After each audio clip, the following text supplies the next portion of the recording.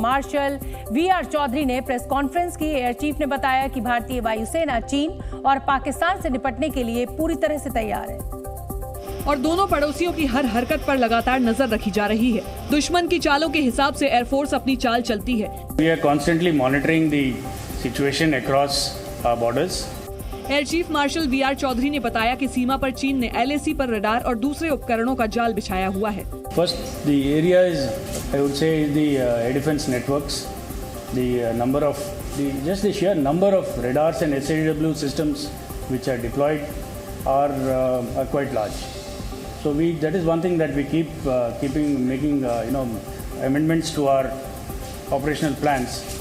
वायुसेना अध्यक्ष के मुताबिक LAC पर हालात वैसे ही बने हुए हैं जैसे एक साल पहले थे। The situation continues to remain what it was in the last 1 year. There have been certain disengagements at certain contested areas, but a complete disengagement has not yet taken place. So we will continue to remain deployed as we were till complete disengagement takes place. यानी भारत चीन की किसी भी हरकत को करारा जवाब देने के लिए पूरी तरह से तैयार और मुस्तैद है। एयरफोर्स चीफ ने बताया कि सिर्फ चीन ही नहीं, वायुसेना पाकिस्तान की फौजी तैयारियों पर भी लगातार नजर बनाए हुए है।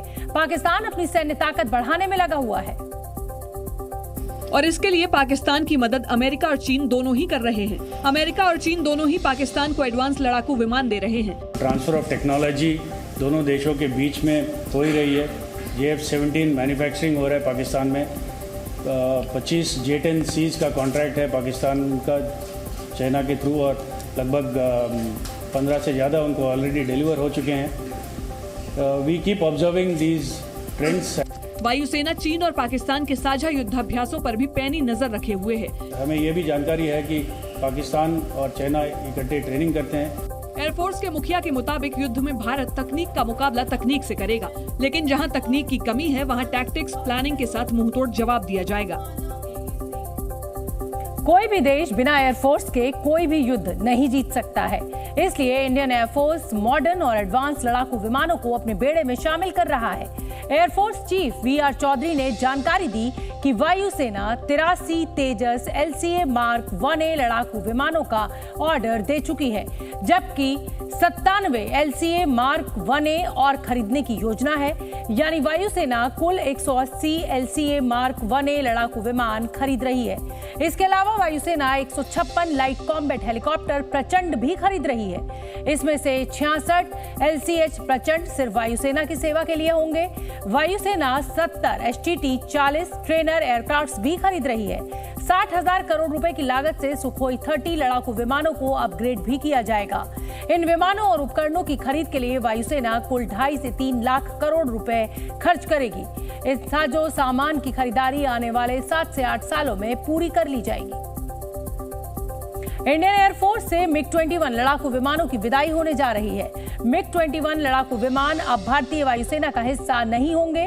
वायुसेना अध्यक्ष ने आज इसकी भी जानकारी दी और 2025 तक MiG-21 का ऑपरेशन पूरी तरह से बंद कर दिया जाएगा। 1 महीने के अंदर ही एक MiG-21 स्क्वाड्रन को सेवा से हटा लिया जाएगा। इसकी जगह LCA तेजस लड़ाकू विमान लेंगे। We will stop flying the aircraft by 2025 and we will replace the MiG-21 squadrons with the LCA Mark 1A. LCA MK-1A तेजस विमान का अपग्रेडेड सुपरसोनिक लड़ाकू विमान है। इसमें रडार, वार्निंग रिसीवर, जैमर सहित कई खासियत हैं। ये विमान हवा से हवा और हवा से सतह पर मार करने के लिए सबसे सटीक हथियार है। 8 अक्टूबर को होने वाला एयरफोर्स डे इस बार काफी रोमांचकारी होने वाला है, क्योंकि इस बार एयरफोर्स डे पर एयर शो तीर्थनगरी प्रयागराज के संगम पर होगा,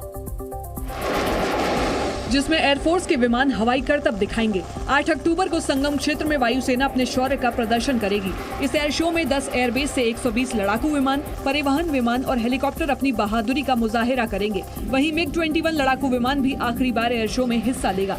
C-295 ट्रांसपोर्ट एयरक्राफ्ट जैसे नए विमान भी देखने को मिलेंगे।